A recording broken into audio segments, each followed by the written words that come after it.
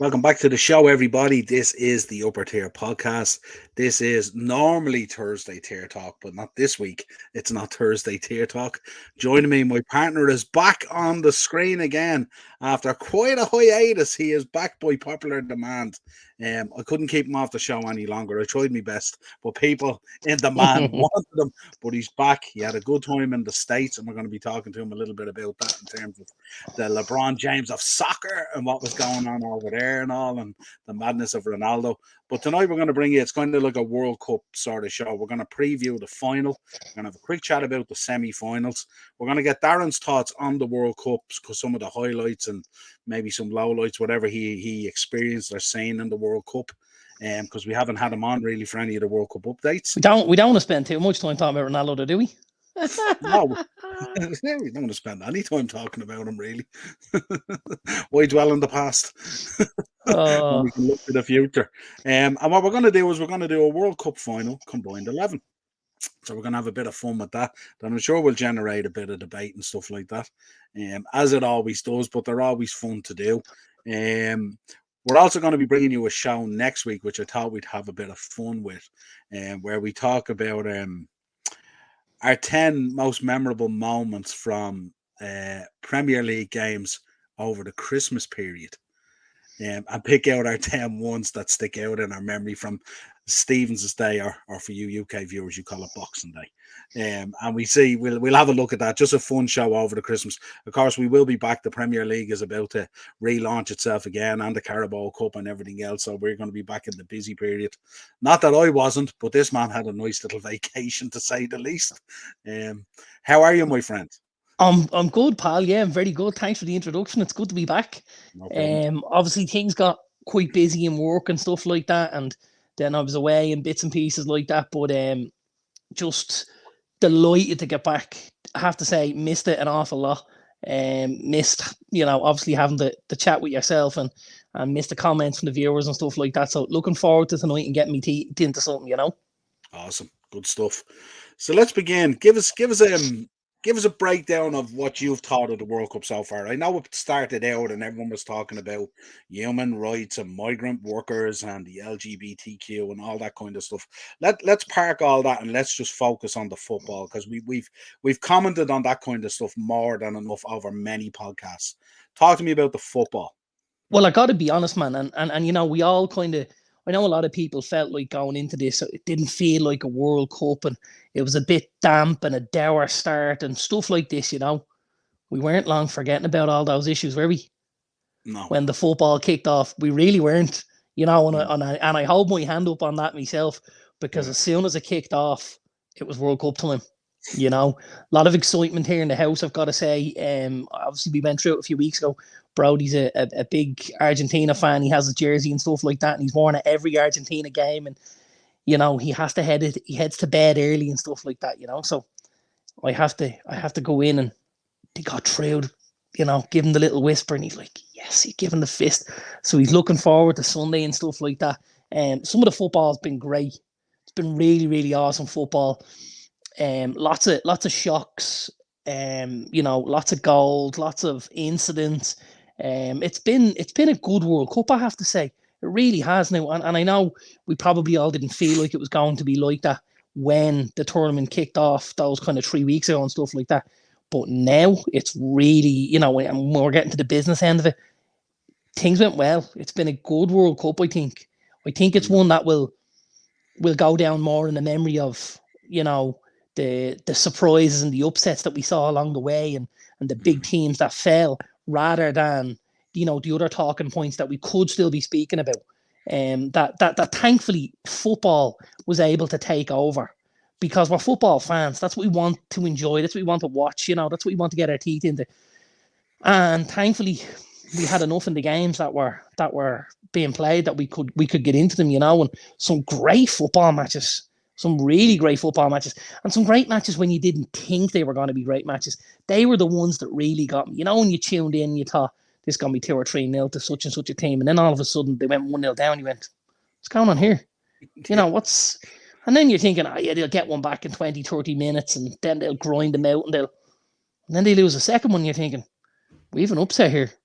There's something going to happen here.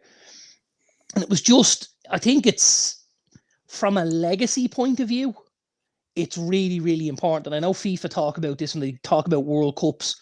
They speak about legacy and the legacy that the tournament is able to leave on the sport and stuff like that. And like, I think this World Cup is going to leave an amazing legacy for, for a lot of the nations that maybe went in fearing that it was going to be a really tough group stage for them and they were going to take a couple of hidings and stuff like that. And teams were able to go out and just grind out performances and results and play for those jerseys and stuff like that. Like, we've seen it all the way along, just to touch on them. I mean, Morocco, if you didn't enjoy watching Morocco over the last 3 weeks, absolute lions. Absolute lions. The courage of lions out there they had. Big shout out to Morocco. I loved watching every minute of them. The way they went out and the way they worked and they were tireless in their efforts to try and win games. We know they haven't got, they've got some good players, don't get me wrong, but we know they don't have the big name superstars in world football like some of the other teams. But they didn't let that get to them. They went out as 11, as 15 when they made their subs. They went out as a team. They all pulled in one direction and they all just kept, using them shovels and kept digging until they got a result. It was brilliant to watch. It really, really was. Yeah, I thought all the fans from the African nations, all the African countries, were absolutely brilliant. I know some of the teams didn't put their best foot forward at times and stuff like that, but the fans never let them down. The fans were there till the end. And I even said it the other night. I said it the other night after the Moroccan game when they went out. I said, look, don't dry your tears. You've nothing to be ashamed of at all. You've been fantastic as fans and stuff like that. And roll on that third place playoff. You've been absolutely brilliant. Nothing at all to fear there at all. And have a go off Croatia. Absolutely love them to come third. Love to see them come third. I would. Now, I must say I'm torn a little bit because I'm looking at Croatia and I'm looking at Luka Modric and I'm going, just wow. He was unbelievable throughout the tournament. He really, really was. And for Luka, I would love Croatia to finish third.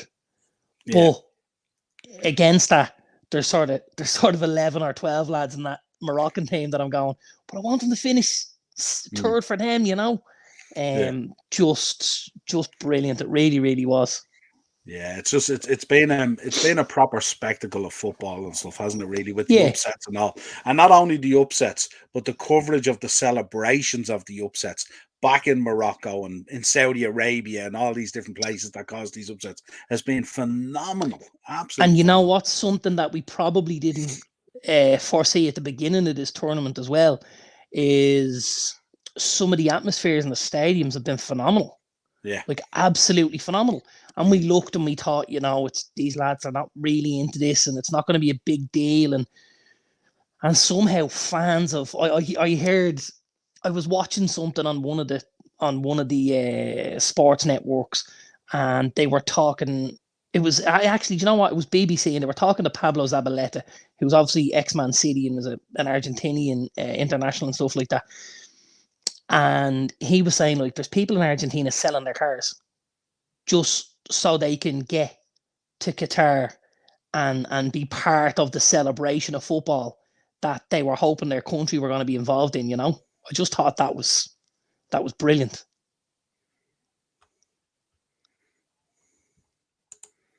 Are we back? I don't know what happened there. The gremlins were back again. It is Christmas time.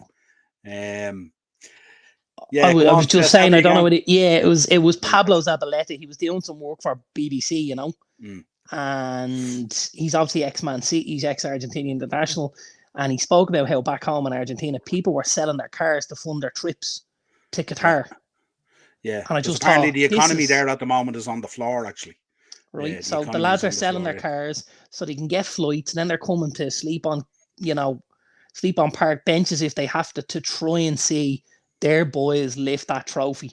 And like that's just unbelievable. Yeah. Knowing what I know a lot of Irish fans have gone through to get to World Cups, to get to European Championships, and hearing that they did this. I know lads that travel to Poland by car, for them in a car. I know lads travelled in camper vans. I know lads that slept in camping sites, and I know people that were at USA 94, Italia 90, all of these things, And when you hear these stories, it's amazing, and it just adds to the whole thing, you know. And then hearing Zabaleta talk about, you know, the Argentinian lads back home selling their cars so they could travel across to hopefully see their team, just to be there, because a lot of those guys won't get tickets for games, but to be there, to be in the surrounding areas, to follow that bus to the stadium, to follow that bus back to the hotel, and to try and, you know, celebrate with your national team.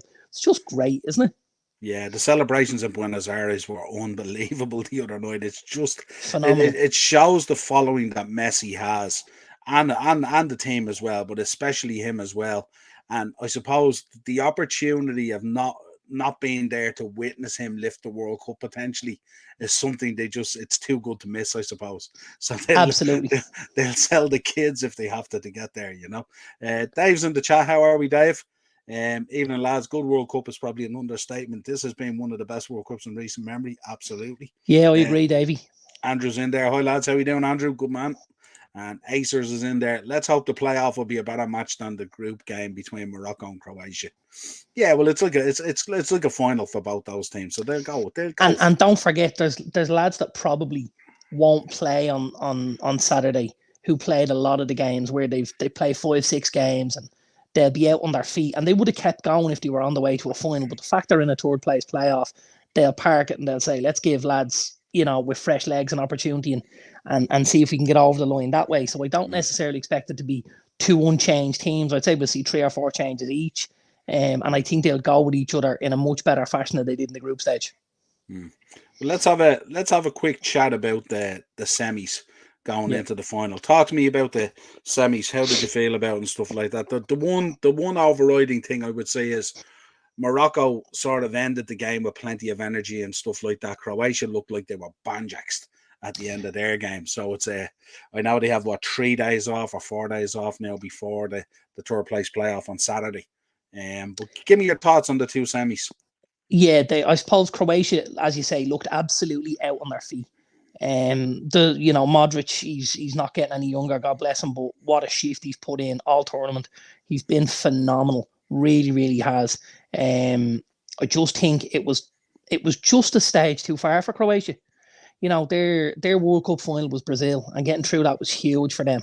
And getting to the semi-final, but I just think they looked out on the feet. I think Brazil would have gave Argentina a much, much better game, because I don't think they looked as drained or as tired and stuff like that. But the fact is, they didn't get the result over Croatia, so they didn't get the right to move to the next phase. I thought Messi was outstanding. He was just outstanding, and every game I've looked at him, and I just thought, like, he's just dragged them along, hasn't he? He really has. Like, and I know I'm not diminishing the role some of the other players have had, because there's some good players in that Argentina team, and there's been some great performances, and we'll talk about them later. But he's just taken the competition by the scruff of the neck, and he's just said, I'm not leaving here without this trophy. Stop me if you can. It's just been unbelievable to watch. Well, he probably knows it's probably last chance saloon for him, isn't it? Really, this is his. I think he's already said to know that this will be my last World Cup game. Yeah, that it's a final is special. You know. Yeah, and I think he'll never get a better chance to win it. I would think. I mean, we know how international football is developing all the time, that there's no easy games anymore. You look at the teams that were in this, you look at the coaches that were associated with the teams and stuff like that, and all. Chris Hughton operating in the background, I think it was for Ghana, was it? I think, and stuff like that. So, like, it's at a very high level now, all this coaching at international level. And we felt it as Irish fans, we felt it firsthand when you look at the teams that we've dropped points to and lost results to and stuff recently, you know. That's something I suppose I've had out with people of late, you know, when we talk about the Irish and about their results, and people kind of like to jump on Stephen Kenny and stuff. And I'm not absolving Stephen Kenny of any sort of blame for how things are going with Ireland, but the international scene has just got so much more competitive. There are no more whipping boys, or very few. You know, you're going into play against teams, and they've got players playing in leagues all over Europe. They're technically and tactically much better than they've ever been. They're getting support in the home stadiums. Any away game now in Europe is a difficult game, And I mean that. And I mean even in the smaller nations that, France are going to go and spank some of the smaller nations, and England will, and Spain will, and Germany will. But the likes of Ireland won't go away to Gibraltar, to Luxembourg, to Malta and thump teams because it's too competitive. It's far too competitive. Football has become this absolute, billion-dollar industry that everyone wants a part of, and little kids all over the world are working their socks off to make sure they're the next big thing. And you've got that across the board. You've got that in all these countries. Like, you can see lots of countries that are turning up one or two really, really good players. And all of a sudden you're going, geez, I didn't know he was with them. I didn't know he was with them. And all of a sudden you pack a couple of guys in around them, and they can put a good setup together. You know what I mean? And that type of thing. So it's definitely getting more difficult in international football. Really, really is. Yeah, you can even see it in the European scene at the lesser clubs and stuff like that compete in Europe and stuff like that. They're giving the bigger teams much more of a game now than just being steamrolled and stuff like that. Absolutely. And you can see the players that they're picking up. We often talk about Leipzig and how they develop players and stuff like that and all, but you're starting to see that now across the board. Look at the players that we've seen in this World Cup that have absolutely shocked us. I mean, Ziyech has never looked like that player at Chelsea. Never looked like that player, and yet he spearheaded his country there with that drive and stuff like that. If Chelsea could get him to play like that, he'd be phenomenal, Acer's back in the comments there. Yeah, 0-0 is a boring game, all right. Andrew just skipped Andrew's prediction there. Argentina after extra time. Interesting. Can you imagine if it went to penalties? Acer's back in. Sunday final is the Ballon d'Or winner 2023. Yeah, I would have thought so. Yeah, I can't. And Liverpool have joined the race to sign Cody Gakpo. We'll be talking about that. We'll be getting into our transfer shows shortly. Go on, yeah. Yeah, just obviously, after game week 1, when you look back, Argentina beaten by Saudi Arabia, how many people would have thought 3.5 weeks later, whatever it is, that they'd have been getting themselves ready for a World Cup final? I wonder how many teams have won a World Cup final after losing their opening game. That would be very interesting to find out. And in that fashion, against such lower level opposition, let's say. Yeah, exactly. Yeah. And then normally what we would expect is what's happened in the past with Argentina is you get a lot of infighting in the camp. There's an implosion. Explodes, goes to absolute crap, and they tend to either go out a group game or round of 16 or whatever it is. Happened. And then the finger pointing all starts, And we've seen the exact same thing happen with France as well over the years. Yeah, absolutely. The in-house, yeah. Yeah, I said this a lot on all the World Cup update shows that I covered. I said there's a real togetherness with some of these teams at the moment. Like, they recognise, I'm sure all those Argentinian players recognise, this is last chance to Leon for Messi. This is the chance to enshrine him as the greatest ever man who's ever kicked the ball, without a shadow of a doubt, I think. And of course, I think it's something that over the years would have possibly been overlooked by a lot of coaches, and now it's looked on more than others. The fact that to build a group and to keep harmony in that group, and if you look at Liverpool, obviously over the last number of years, like, there was never a whisper of anything out of Liverpool for the last 4, 5, 6 years. Everything was always going a certain direction, and if you look across at us, it was a different sort of a scenario. Whereas now we're starting to come on board with the way things are done, and to keep morale and everyone to be singing from the same hymn sheet, because you can have the most technically gifted players in the world, but if they don't get on, if there's no cohesion, if they're not all willing to go out and fight for that jersey, it's pointless. It's absolutely pointless. I always say there's no eye in team, and I've always said it. Absolutely. That I coached. But yeah, it's a real interesting one to get in this there, and and it's, you got to remember, when you're dealing with the likes of Messi and Mbappe and stuff like that, these guys, they're so driven, and they expect a certain expectation of level of performance and stuff like that, and they drive that through the team as well. Acer's back in the comments. Cheers, Argentina were second favourites with bookies to win the World Cup, as France are joint favourites with Brazil at the start of the tournament. Yeah, absolutely. Yeah. I think I might have tipped Argentina at 11-2 at the start of the competition. If you look back at our Beat the Bookie episodes, I think, yeah. You did, and you tipped your boy in goals as well, didn't you, for the glove? I did, and he's tied top now, isn't he? Is he? Yeah. So one more would get him One over the more would line. win it from. He was level with Bunu at Mm. Morocco, and Yeah. he was also level with someone else. I don't think it was Lloris, but I must have a look at that.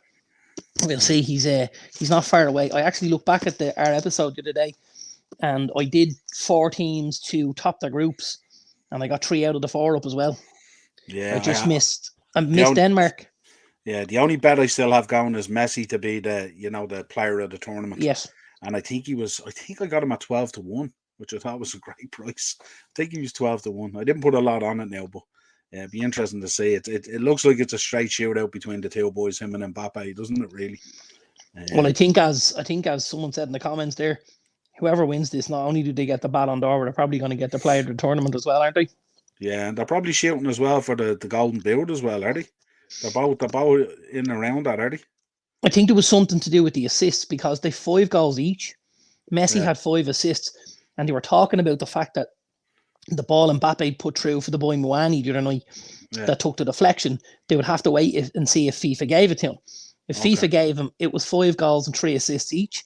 If FIFA didn't, it was 5 and 3 for Messi and 5 and 2 for Mbappe.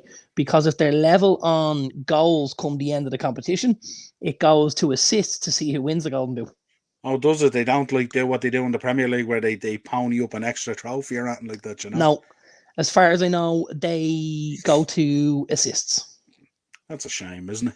That's a shame. I would have thought they would have given each of them a trophy because, as a striker and it's the Golden Boot, it's all about goals, not necessarily about assists. Well, you see, it's goal involvement. Yeah, I suppose. Yeah, absolutely. Yeah. Right. Let's get into the final then and pull the final apart a little bit. I'll put a little slide together here with predicted lineups. Some of the guys you'll like, some of the guys you won't. But if you look at Argentina, they're talking about Alvarez could start ahead of Lautaro Martinez. I think that's probably a given at this stage. It should absolutely be given. I think Martinez has had an awful tournament. He's been one of the big letdowns for me, I must say, because we've spoken about him so highly over the last couple of years, and he's been very, very poor at the World Cup. Yeah, I think in the quarters he did everything bar put the ball in the back of the net. I think he hit the post, didn't he? And he hit the crossbar. Yeah. He hit everything bar score, and sometimes it just goes like that for you. Acuna is back from suspension, and the last one I'm sure you're not going to appreciate at all, but Di Maria is back fit. So they're looking at a predicted lineup there against France. They're looking at Martinez in goal, Acuna, Otamendi, Romero, Molina. Molina's been excellent. He's one of been really very good. Yeah, very good. William Wallace himself, McAllister, is in there. Unbelievable. How many times we've spoken about him in the Brighton jersey and spoken about how he's going to go and that kid's going to play for a big football team one day. And he's been superb at the World Cup. He himself and the boy Fernandes that he's played beside have both looked excellent in midfield. The boy Fernandes is a baby. I think he's only about 20. A serious footballer. I know he missed a penalty in the shootout, but he's been so good for Argentina. He really has. Apparently, he's been heavily linked to Liverpool, and apparently a pre-contract agreement may be in place. I don't know, but I love as well when you read the lineups at the World Cup as well, isn't it? And you get all these fantastic names, and then in the middle of the Argentinian side, you have McAllister, and you go, "What?" It's just madness. Fernandes, of course, Rodrigo de Paul. That guy is a monster. Have you seen that guy? That guy is gas to the gazelles. The shape of that man walking on. He's been good. He's been very good. I suppose the only thing I would have liked to have seen a little more from him was, I think for a guy who's played as many minutes as he's played, and I think for guys that put in the shifts he's put in, and he has put some serious shifts in, I think I'd like to see a little more in the form of end product. Just a little more. Now he's been very good and obviously keeps the side ticking and stuff like that. A very good footballer. Maybe a guy that hasn't been able to show that at Atletico as much as he would have liked, because obviously the chopping and changing with the side of Atletico and stuff like that, things not going well for them. But he's a very good footballer. I'd just love to see a little more end product from the lad. But he's been very good, I have to say. Yeah, absolutely. And of course, it probably takes a bit of time to knock that kind of Atletico Madrid feel out of you, in Absolutely. terms of the way they play. But he's been an absolute monster in there for them. Alvarez, Sure we has. can't talk about enough. The goal the other day was, I know you need a little bit of luck the way the ball bounces and stuff like that, but to follow it in and do it was just fantastic. It's a great Yeah. goal. Of course, Messi's in there as well, and they're talking about Di Maria, which I know you wouldn't have him in there in a month of Sundays. He probably wouldn't even make your bench. I'll be honest. He'd make my starting 11. Oh, really? Yeah, you'd put him in there, Yeah. would you? Okay. I absolutely would. I suppose this is back to the old Roy Keane argument. Do I like him? No. If he got a bang of a bus tomorrow, I'd probably have a party. But he's a very, very good footballer. And I think he brings great balance to that Argentina side, because I think he's a great foil for Messi. Obviously, you've got Messi on the right-hand side, and guys can start to double up and, maybe even triple up on Messi, which then frees a lot of space up, which is when Di Maria then gets the opportunity to go one-on-one with guys, because there's an awful lot of space free on the pitch. I think that's something France will try and do. They'll try and lopside thing. I think they'll try and take the left back and the left-sided centre-back and get them as close to Messi as they can, or they may even, and I've thought about this already, we may see Ariel Tchouameni doing man-marking job on Lionel Messi. Yeah. We may see that. And, no better player to put on him, if you ask me. I think the kid's been phenomenal all tournament. Andrew back in the comments. John, did Argentina to win and Messi to get the golden boot, and then Messi to get golden boot on its own? I presume he meant there. Yeah. They're decent bets. Acer's back in the comments as well. John is his other daddy. Okay. His weekday daddy. I'm only the weekend daddy, Yeah. Yeah, France all the way, so yeah. Say nothing. Acer's back in the comments. Reports. Poor El Johnner has a wedding to pay for in March, so I'd be all right if it came up for him. I got to be honest. should cover the dessert, if nothing else. Acer's back in the comments. Reports coming out of Spain are reporting that Jude Bellingham will snub Liverpool to sign for either Real Madrid or Manchester City next summer. Wouldn't surprise me at all. I think if you look at the way the valuation is going and stuff like that, I think for Liverpool to hang in there, I would be surprised. I know they've done the most work in terms of trying to sign him and stuff like that, we'll see. But I think if they do this pre-contract deal with your man Enzo, I don't think they're going to get both. They're not going to spend over 200 million on. I think his release clause is 103 million with Benfica, but they might play gently with us because of the Darwin deal and stuff like that. Who knows? But I don't see us spending 200 million on two midfielders. I just don't see it. But we shall see. Next up then, France. No reason to change the strongest lineup, of course. Rabiot missed the semi-final due to illness, but could be back for the final. He'll absolutely be back for the final. He has been electric this World Cup, and especially in terms of the net effect he's had on Griezmann as well in that 9 role has been unbelievable. So you're looking at a predicted lineup there: Lloris, Theo Hernandez, Upamecano, Varane, Koundé, Tchouameni, Rabiot, Dembele, Griezmann, Mbappe, and Giroud. Now, there was talk this morning. Want to get your thoughts on this. One, Benzema is on his way back to the squad. The first thing I thought of when I heard this was, is he going to pull a John Terry? That's what we're looking at here, This is just this is mental. It really, really is. I don't see him starting. I don't see any way how he starts with how France have gone through the rounds and how they've progressed, to take somebody out of that team.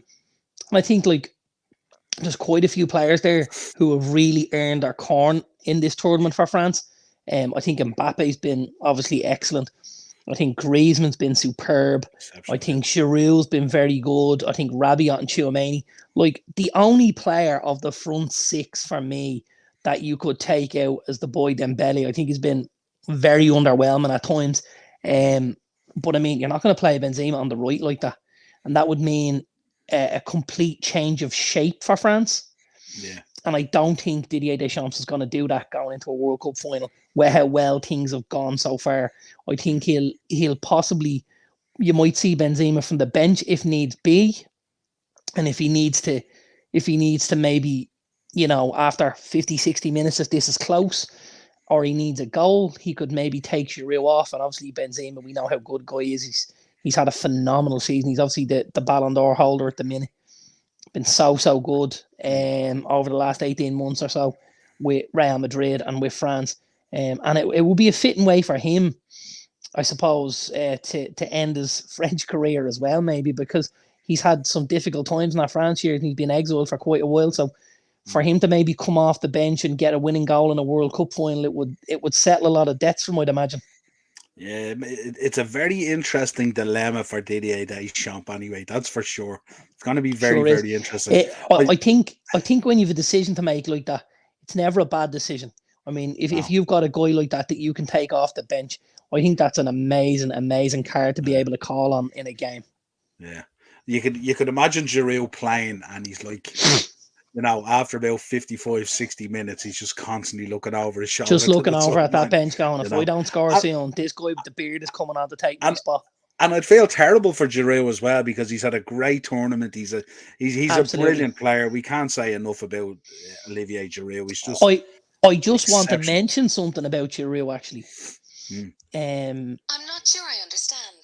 You don't understand anything, but that's, She will when you explain it to her. She will, yeah. Provided she listens. Don't forget she's female.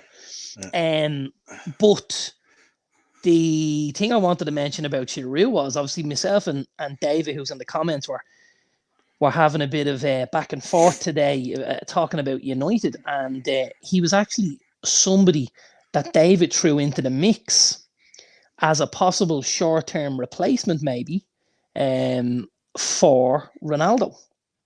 Obviously, he's only got till the end of the season on his AC Milan deal. I know there's discussions about possibly signing a more longer-term deal, as longer-term as it gets at that age, you know what I mean? But he was somebody that David said, you know what, I'd be absolutely delighted to see Giroud come in and take the Ronaldo spot between now and the end of the season. He's led the line so well with France. He obviously knows the league. We know he can play with quicker, nippier sort of players either side of him. He becomes that focal point to try and link up the play and stuff like that. I thought it was an interesting one, and it was one from kind of left field.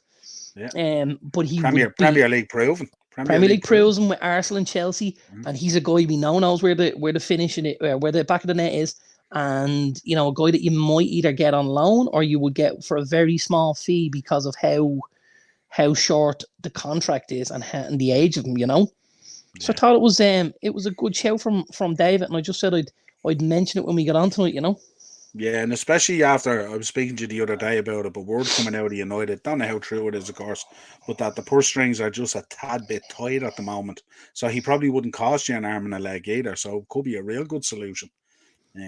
So interesting to see. Wanted to talk about Martinez. I think he's come in. Which one? The Butcher. The Butcher. I think he's had a phenomenal tournament. Yeah, he's been good. I got to be honest.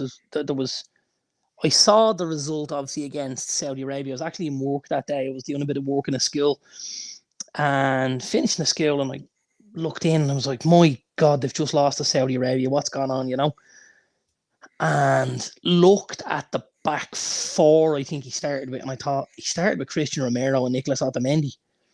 And I said, what else did he expect? Because, Otamendi wasn't great at City 5 years ago. So, I couldn't fathom how he was. I got to be honest, I think the guy's done very well. He's not the most technically gifted footballer, Otamendi, but he's a guy that wears his heart on his sleeve. He's a proud Argentinian. And again, he put his head in where most guys won't put their feet. I think when Martinez has been called on, he's done well. I think they've brought him on quite a few times to kind of shore the game up, and go a goal up, go 2 goals up, bring him on. I think he's done very well. I think the goalkeeper, Emi Martinez, has been excellent for them as well. I think the 2 fullbacks, Molina and Acuna, have been tremendous. Tagliafico's obviously came in and deputised when he was suspended and stuff like that. Mm. I think they've been very, very good at the back without being like, I never looked at them and thought, this is a really, really solid defensive unit, but they've done well and they've gotten through games really well and stuff like that, Yeah, absolutely. Acers is saying here on the United Stand are reporting that United have broken financial fair play. That'll be interesting. We look into that. That'll certainly be a talking point, and be interesting to see what happens there. Morris is in the comments. Welcome in. If you didn't check out Morris's podcast yet, go check it out. He was featured as well on Voice this week. The 9 Lives of Vince McMahon. They did a short cameo on there from his podcast. So go check it out. Give him all the support in the world. Absolutely brilliant.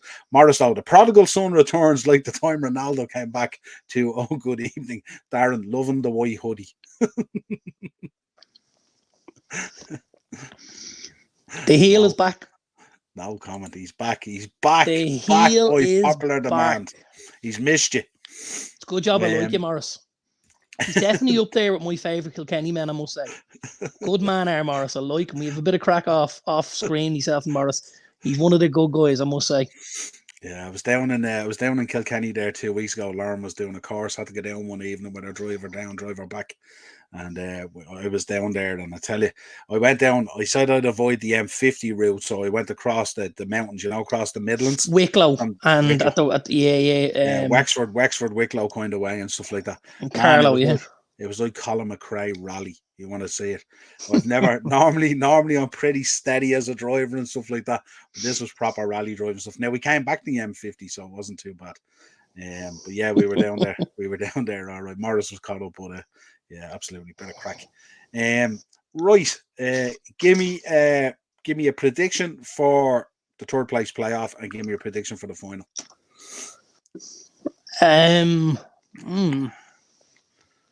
Let's give me a prediction for third place playoff. Oh, heart says Morocco, head says Croatia. Okay. I think, we saw, obviously, Croatia looked out on their feet the other night. So I think they'll make a lot of changes. And I think if I look at the benches, Croatia just had a little bit more than Morocco did to come off the bench. Morocco had kind of 12 or 13 players that were very, very good. And then as you got a little bit further down, the quality was diluted a little bit. Whereas, excuse me, my sour patch has got in my neck. Whereas I think with Croatia, there was a little more quality deeper down the bench and stuff like that. I don't think there's going to be much in this, and I'm going to go 2-1 Croatia. Okay. Now give me the final. I think this goes all the way. Panels? I think this goes all the way to penalties. I think we see penalties here on Sunday. Interesting. Yeah. I also just think it's been... Let us know in the chat as well what your predictions are. Everyone in the chat, let us know. Yeah, absolutely. I think it's been that sort of a tournament, where it's been... You've just gone from game to game with excitement and, energy and stuff like that. I think there'll be goals. I think maybe, dare I say, 1-1 after full time and 2-2 after extra time. Okay. And I think Argentina are going to win the World Cup on penalties. And I think Emi Martinez is going to have a big, big hand to play in this. Yeah. I presume Messi wouldn't be on penalty number 5 now. I wouldn't have thought so. No, and I think I thought it was. I watched the game and I don't know whether I mentioned it in the comments in our chat or was it somewhere else I mentioned it. Obviously, it came to the penalty kicks, and who's the first player up to take the penalty? Messi. Yeah. And you just, obviously the GOAT conversation that's happened over the last number of years between himself and Ronaldo. And you just know if that was Ronaldo and if that was Portugal, he'd be taking number 5 because that spotlight would be shone on him rather than doing what's best for the team and getting a goal up and applying pressure and trying to force a mistake and stuff like that. I just think it goes to show you the differences between the two men, I think Messi scores the first one, and I think Argentina win the World Cup on penalties. There's so many layers to this, isn't it? Dave's in the chat there. Dave, happy Christmas to you, by the way, Paul. Thanks for tuning in. Check out Dave's channel. Dave is absolutely flying at the moment, putting out some great content there at the minute. I had the lads from the Anfield Rap on there the other day about the Jurgen Klopp documentary and all that he did in conjunction with Erding and all. Absolutely fantastic. Really, really good. Morris is in. They have a lovely dinosaur park down here, Darren. Oh, good Lord. That will never happen again, Morris. Dave reckons Argentina. Dave reckons Argentina 2, France 1. Great shout. Yeah. Morris goes, I fancy England for the final, Mount to win another penalty. Stop, Morris. Stop. You've hurt them enough at this stage. And Dave's back in the chat with the third place playoff. Morocco 1, Croatia 1. Penalties, Morocco extra time. Absolutely. Wouldn't be too upset with that. Acers, France will win the World Cup because they have killers in their attacking talent. There's no short of killers in that Argentinian one either. Or in the Argentinian backline. Yeah, absolutely. Cheapy back in, totally agree. These egomaniacs want penalty number 5. And more often than not, don't get to it. Imagine a situation, here's a picture to paint for you. Imagine a situation that goes to penalties. And imagine Benzema scores the winning penalty just to put that Real Madrid build into that ex-Barcelona superstar. Imagine that. My God. And after everything that's gone on with Valbuena and obviously the suspension from the national team and stuff like that, this could be huge. This could be huge for lots of people on Sunday.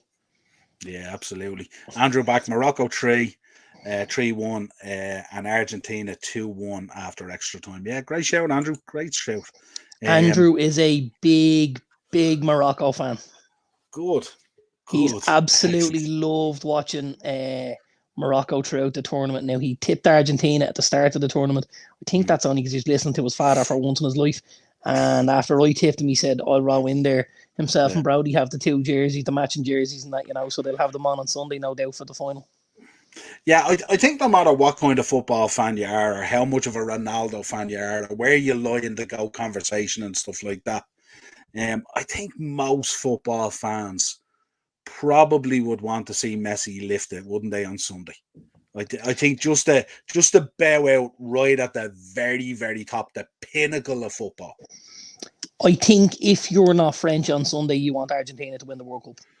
Yeah, I think so. And I also think that even without the fact that he's lifted the World Cup so far, I think we need to stop having the conversation, because what he's done in this tournament, Messi, he shouldn't even be mentioned in the same sentence as Ronaldo, because he's so far above him. It's scary.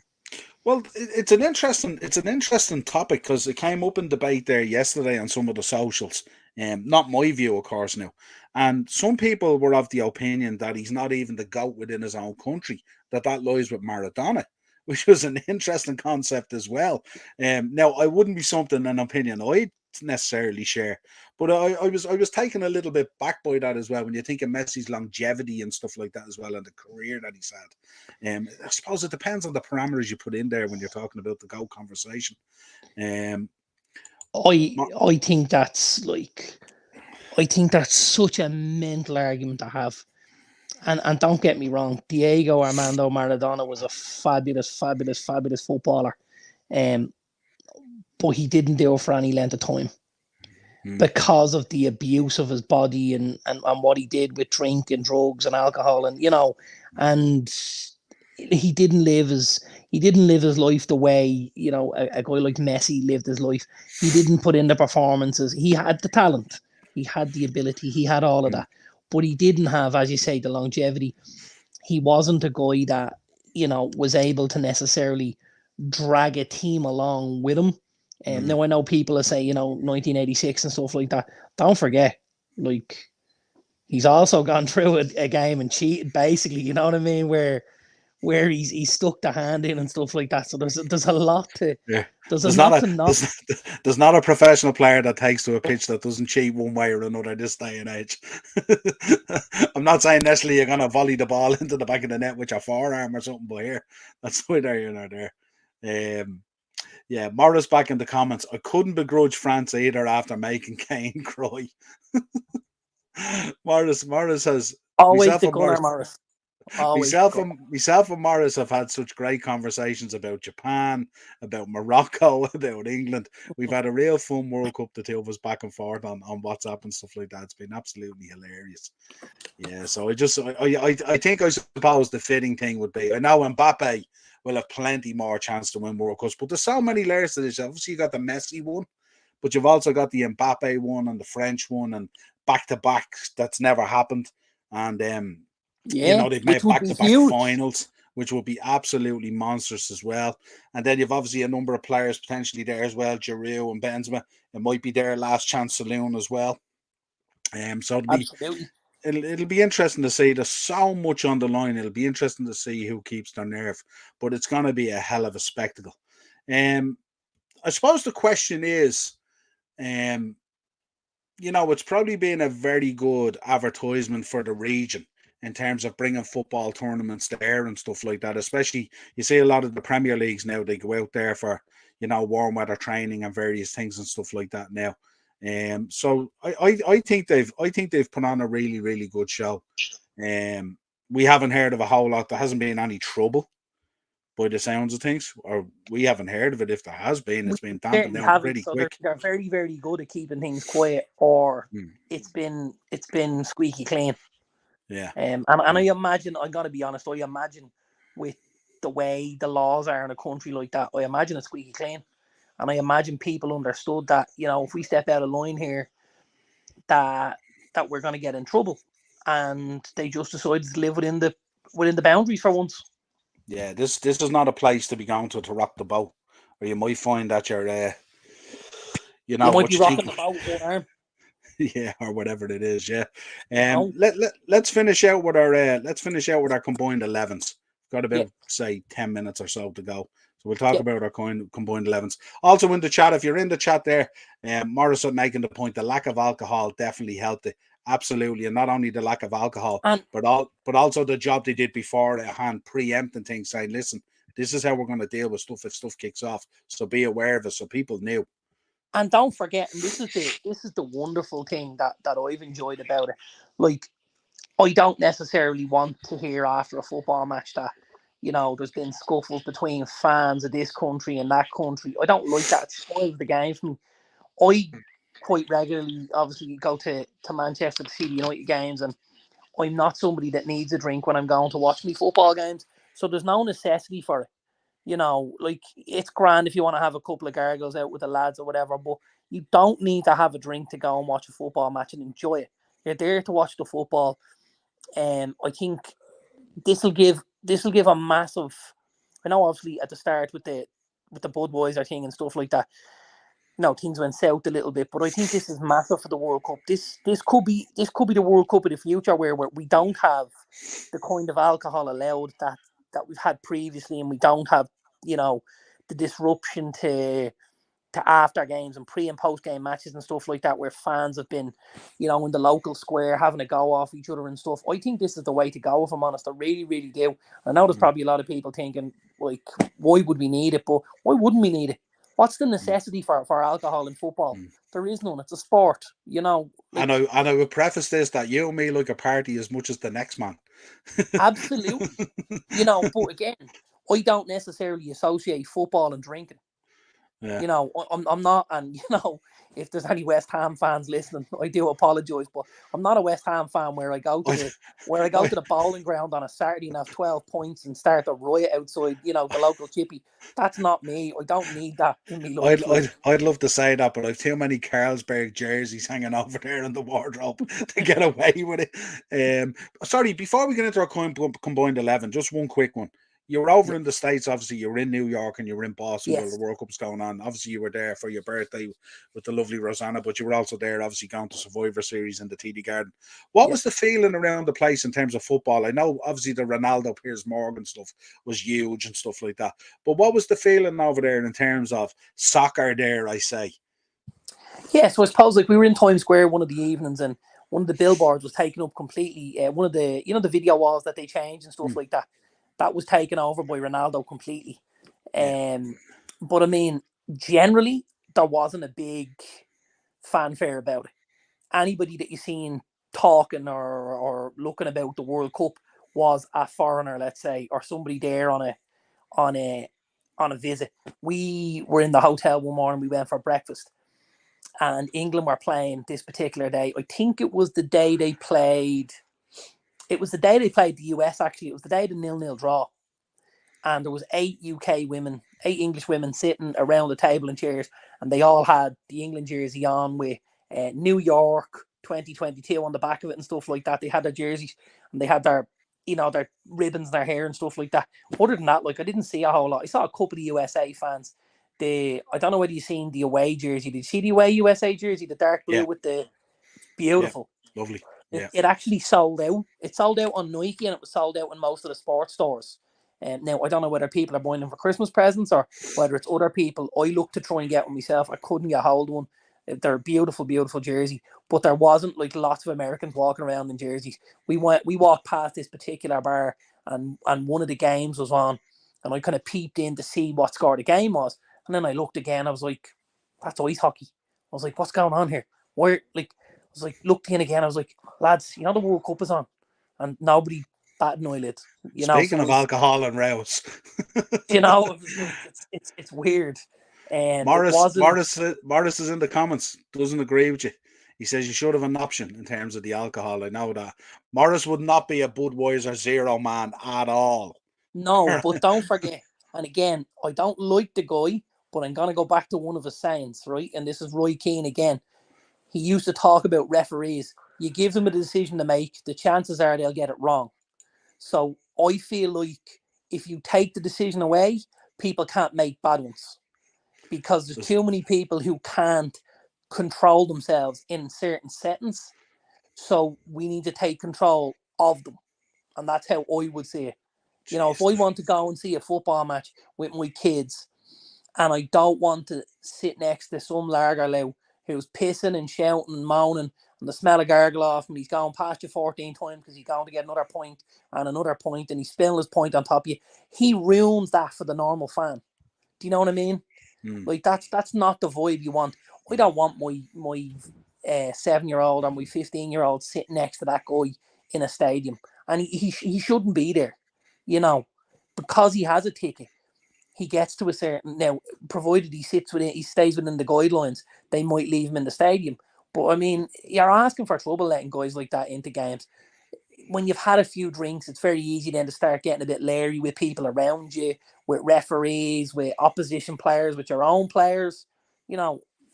Personally, for me, I don't think it's a necessity. I don't think we need to have alcohol involved in sport or in football like that. I think they've done everything they can to take a lot of sponsorship away from it and stuff like that. So why still have it in the stadiums? That's Darren's political broadcast there for the election coming up. Darren's voting number 1 on the billboard for that nanny state. Keep it going. Acers in the comments. Was so funny on Kane's reaction when France eliminated England. Neville and Wright were left speechless by facts. Absolutely, Kane's he's absolute money.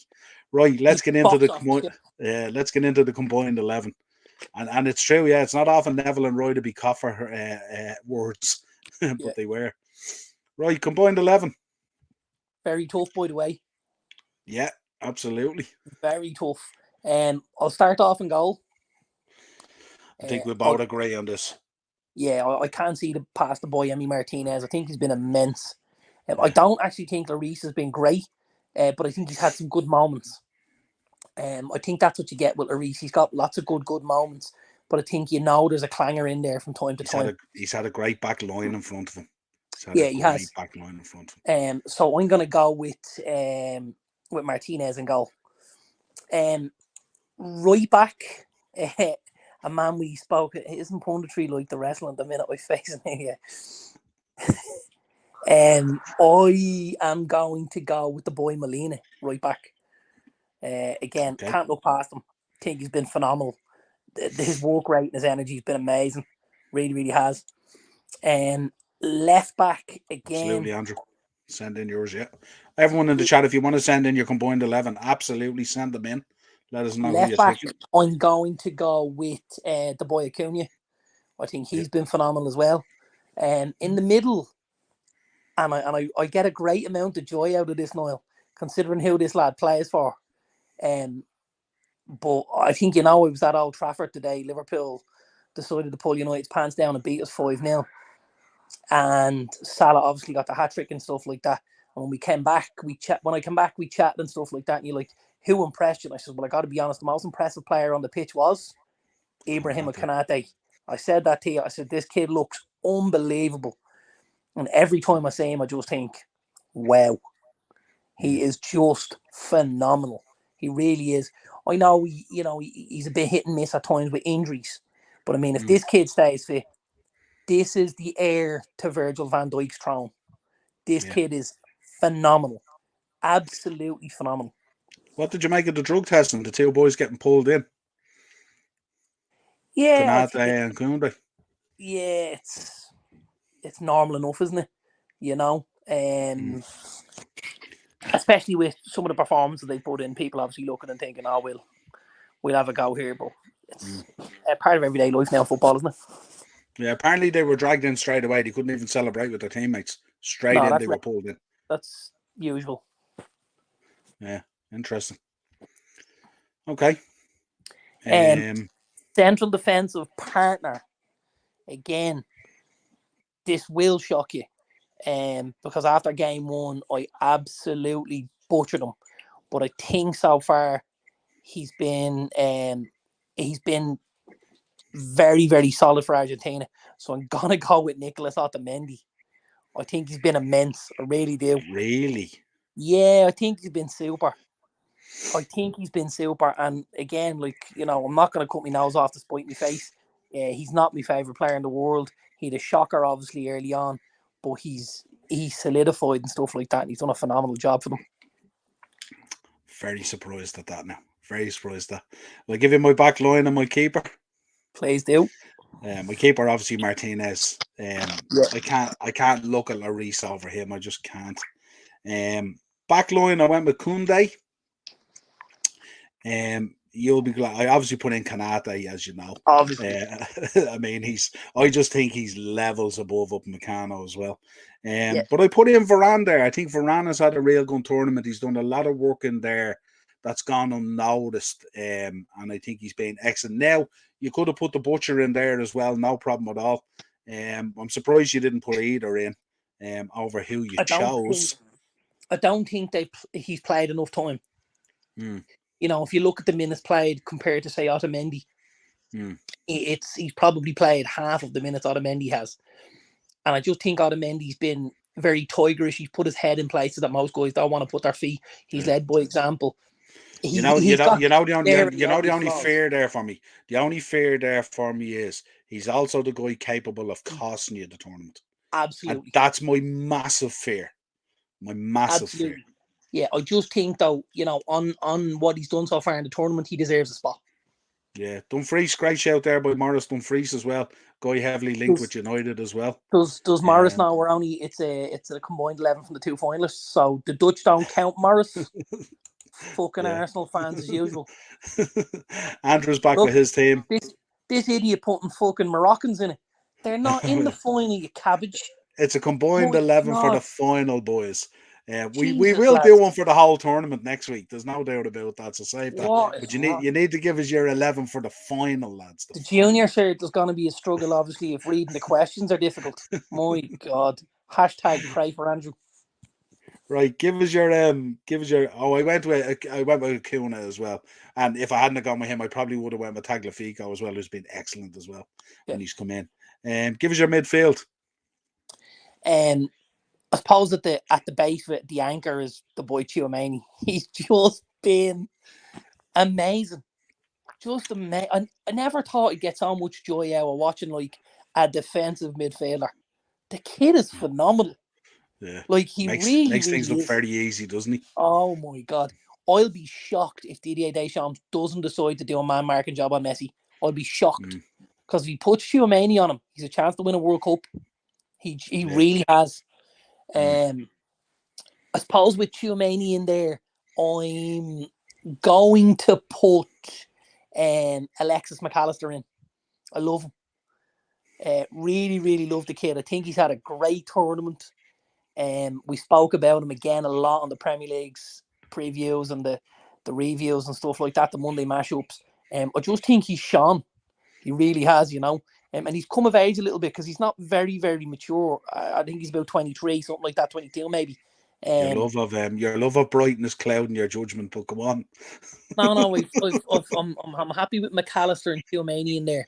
I suppose on the right, listen, I'm not picking anyone other than Lionel Messi, am I? You know, this is on the right of your midfield. Yeah, he's gonna be. Well, it's you know, I'm going 2-3-1. Okay. So I'm going with two, a wide right, wide left, a 9 and a 10. So I'm going with Messi on the right. Yeah. I'm going with obviously Mbappe on the left. Yeah. I'm gonna go with Griezmann at 10. Okay. And I'm gonna go with Giroud at 9. Okay.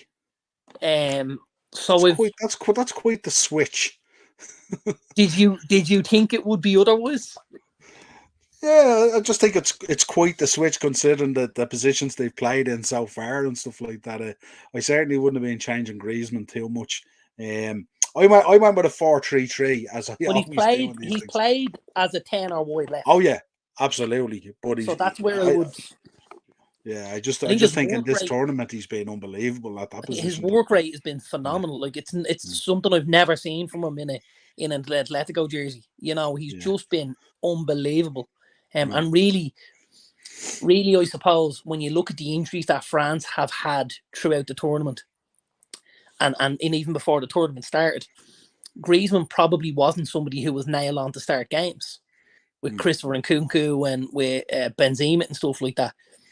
And I think he's taken the mantle really, really well. And he's a senior player. And I think he's kind of run with that, and he's put some phenomenal performances in. He really, really has.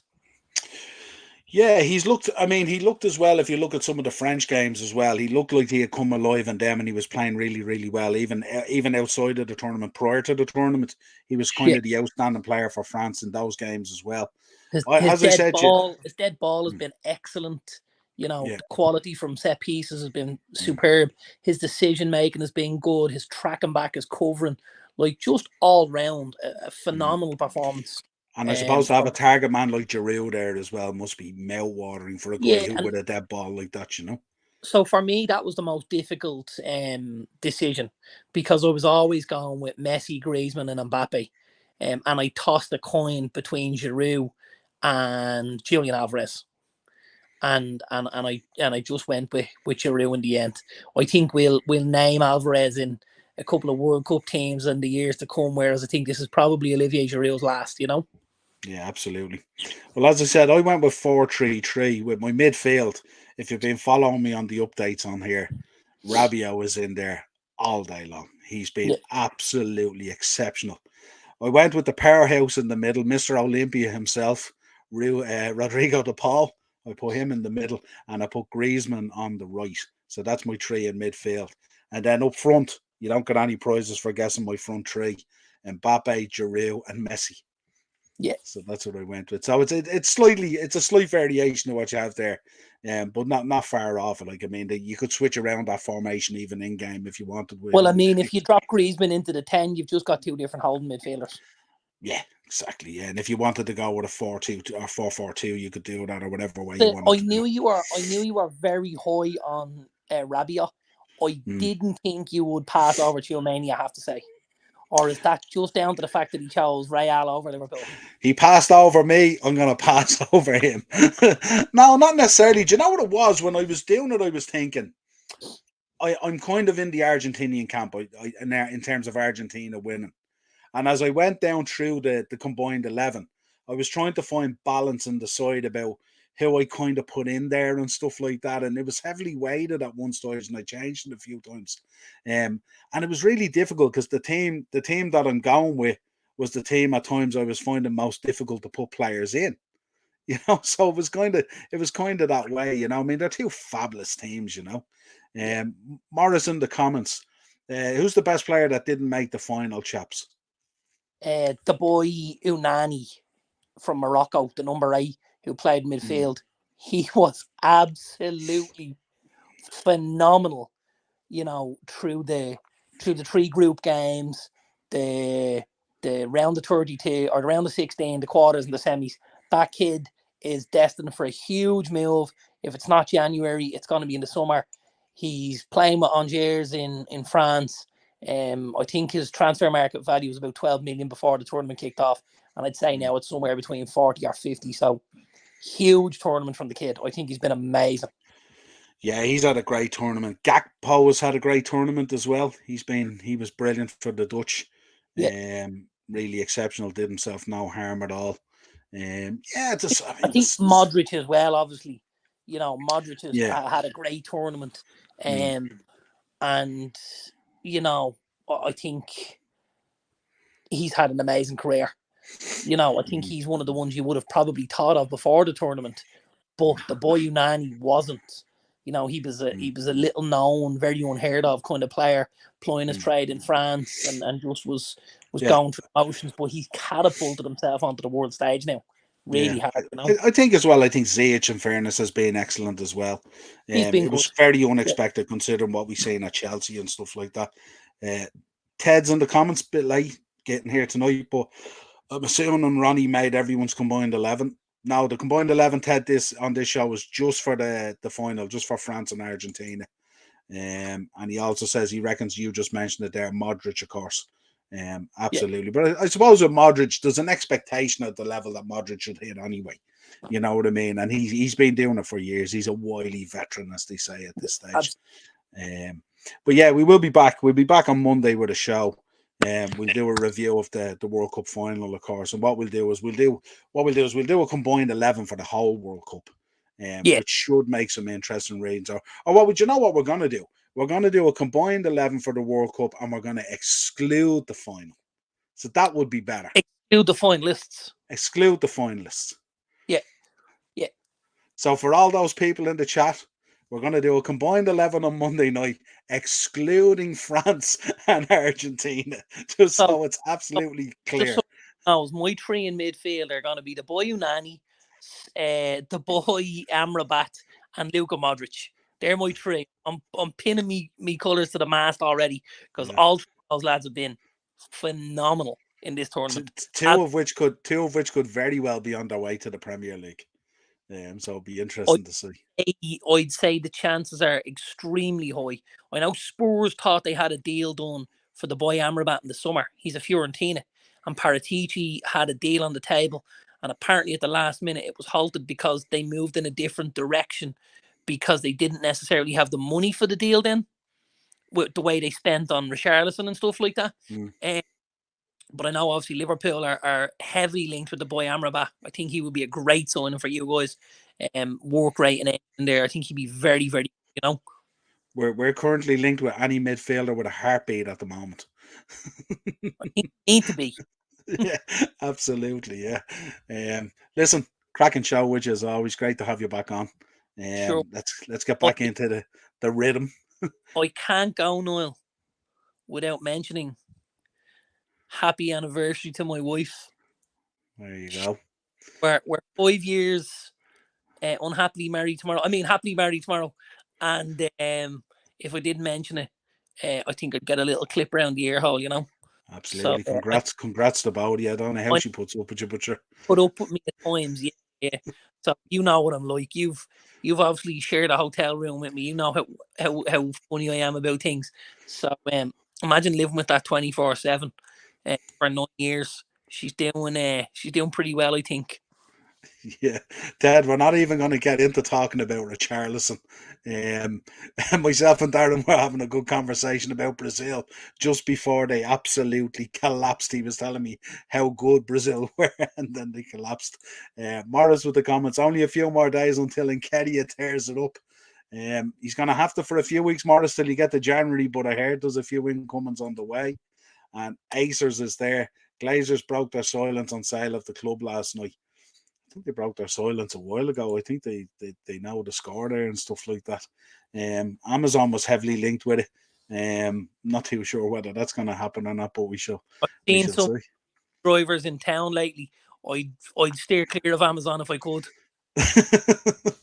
Absolutely. As always, if you want to contact the show, it's the uppertierpodcast@gmail.com.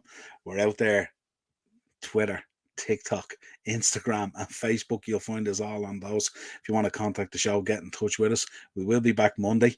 Enjoy the weekend, enjoy the World Cup, and let's see how this tournament evolves and ends. Will it be the Messi show, or will the new kid on the block, Mbappe, be the man? We shall see. Until next time, a pleasure. Cheers, pal. Thanks, brother.